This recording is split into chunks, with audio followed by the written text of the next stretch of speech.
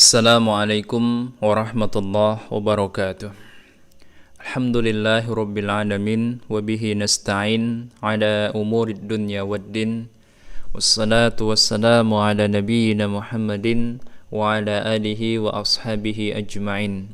Allahumma 'allimna ma yanfa'una wanfa'na bima 'allamtana. Amin ya rabbal alamin.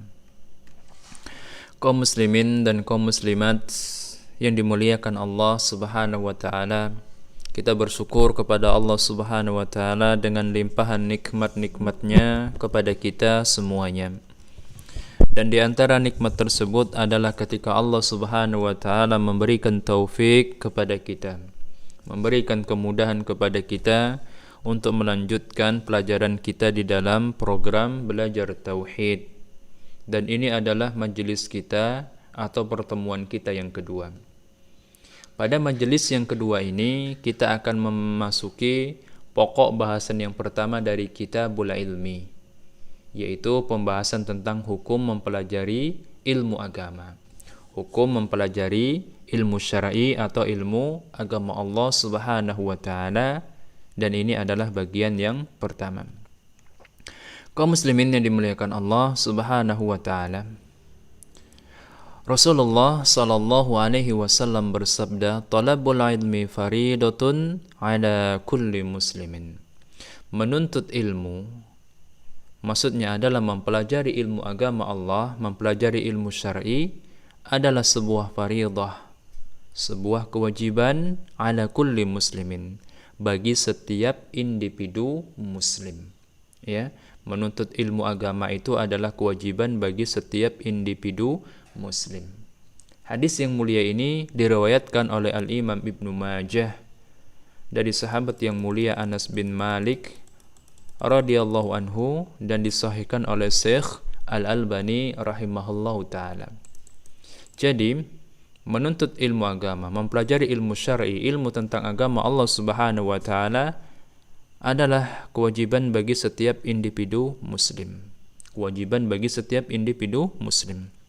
Lalu, apa sih yang dimaksud dengan kewajiban menurut istilah syariat? Apa sih itu wajib menurut pandangan syariat? Al-Imam Muhammad ibn Saleh al-Utsaimin rahimahullah mengatakan, al-wajibu ma'amara bihi syari'u ala wajhil ilzam, yuthabu fa'iluhu imtithalan wa yastahiqqul iqaba tarikuhu. Ya. Beliau mengatakan sebagaimana di dalam syarah Al-Usul min Ilmil Usul halaman yang ke-27, yang namanya kewajiban itu adalah ma'amara bihi syari'u ala wajhil ilzam, adalah sesuatu yang diperintahkan oleh pembuat syariat, sesuatu yang diperintahkan oleh Allah Azza wa Jalla ala wajhil ilzam, dalam bentuk perintah yang wajib dilaksanakan, tidak boleh tidak, mesti dikerjakan. Yusabu fa'iluhu imtisalan, di mana orang yang mengerjakan kewajiban tersebut dia mendapatkan pahala dari sisi Allah Subhanahu wa taala. Orang yang mengerjakan kewajiban tersebut mendapat pahala dari sisi Allah Subhanahu wa taala. Dan kebalikannya, wa yastahiqqul iqaba tarikuhu, orang yang meninggalkan kewajiban tersebut, tidak melaksanakan kewajiban tersebut, dia yastahiq, dia berhak, maksudnya terancam dengan hukuman atau dengan adab dari Allah Subhanahu wa taala.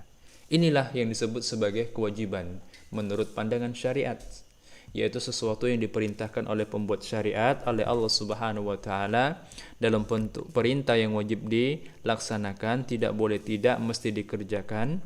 Yang mengerjakannya mendapat pahala, kemudian yang meninggalkannya berhak, yaitu terancam dengan adab Allah Subhanahu wa taala. Kita perhatikan di sini penulis memakai kata-kata yastahiq, dia berhak, maksudnya terancam dengan adab Allah Subhanahu wa taala.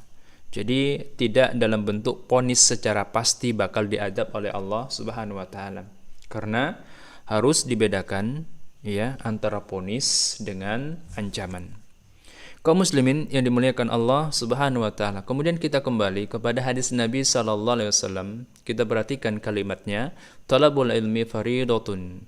Menuntut ilmu itu adalah sebuah kewajiban ala kulli muslimin, untuk setiap individu muslim.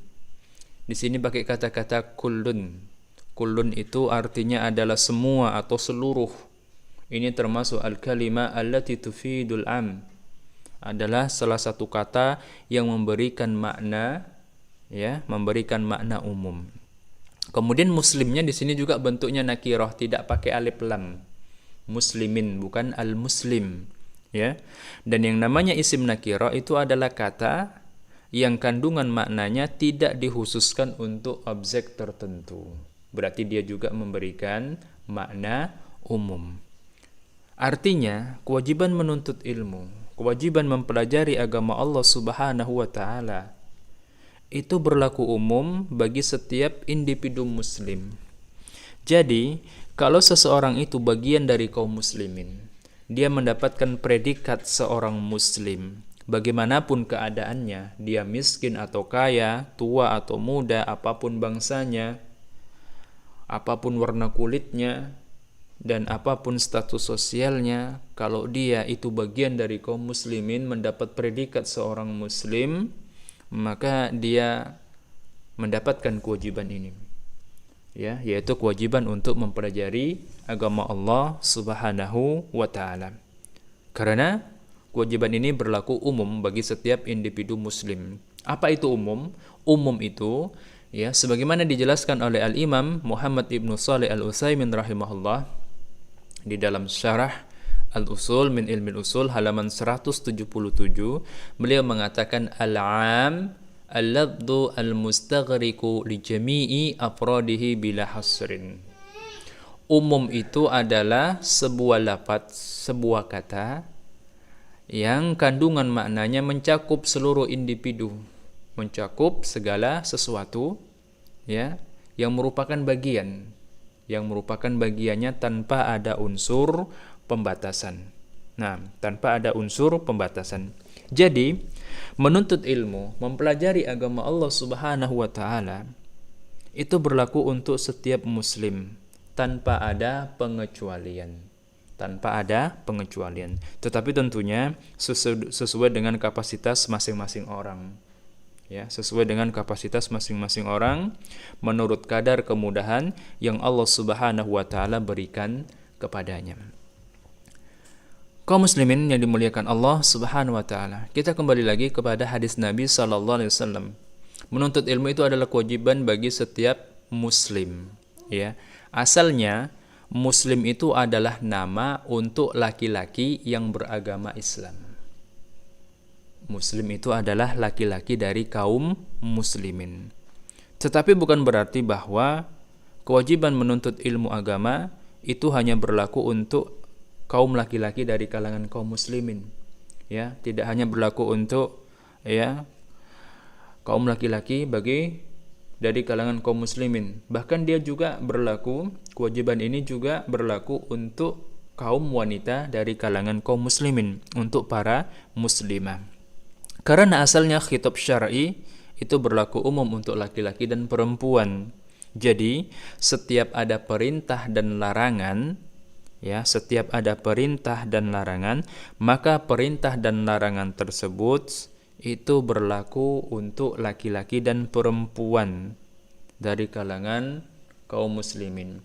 Meskipun yang disebutkan di dalam dalil, di dalam ayat Al-Qur'an atau di dalam hadis Nabi hanya laki-laki saja. Ya, hanya laki-laki saja, tetapi konsekuensi hukumnya dia meliputi laki-laki dan perempuan.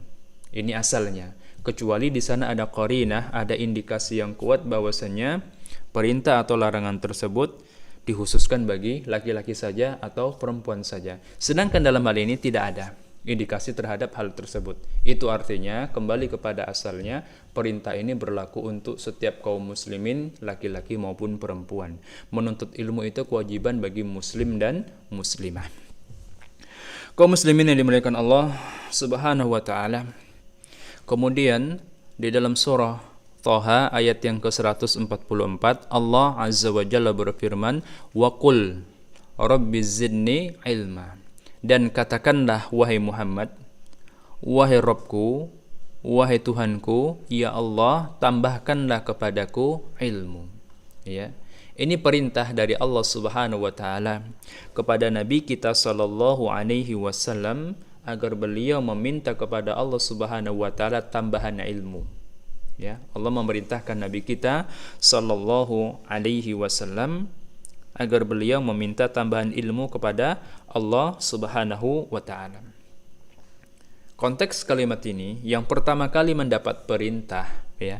Yang pertama kali mendapat perintah di sini adalah Nabi kita sallallahu alaihi wasallam. Karena fa'il dari fi'il qul ini di sini adalah anta, engkau, yang engkaunya itu kembali kepada Nabi kita sallallahu alaihi wasallam.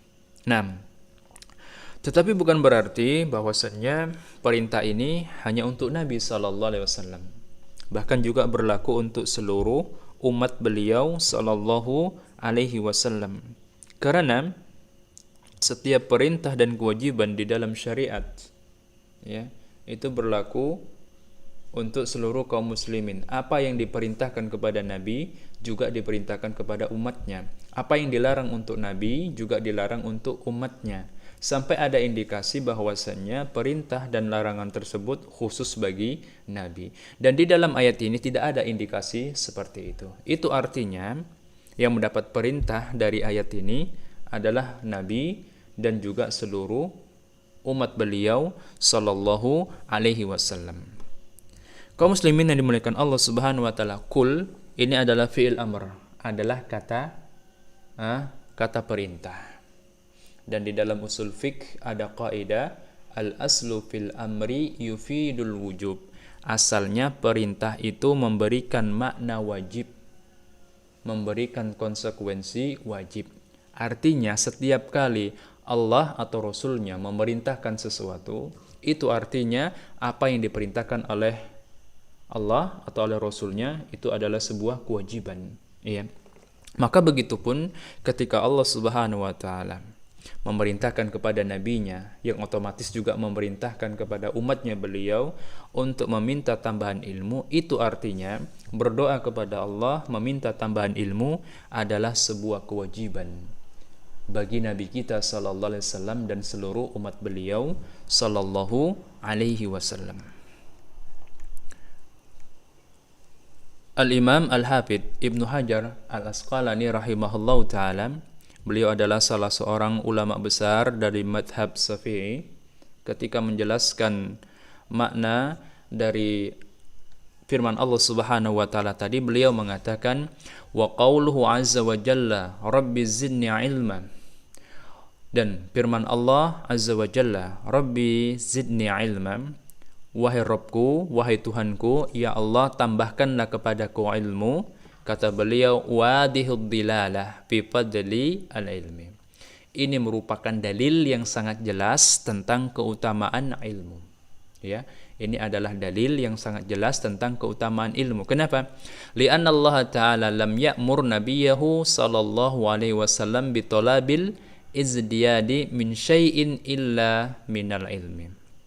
Karena kenyataannya Allah Subhanahu wa taala tidak memerintahkan nabinya sallallahu alaihi wasallam untuk meminta tambahan apapun kecuali tambahan ilmu. Ya, Allah tidak memerintahkan nabi kita meminta tambahan apapun kecuali tambahan ilmu.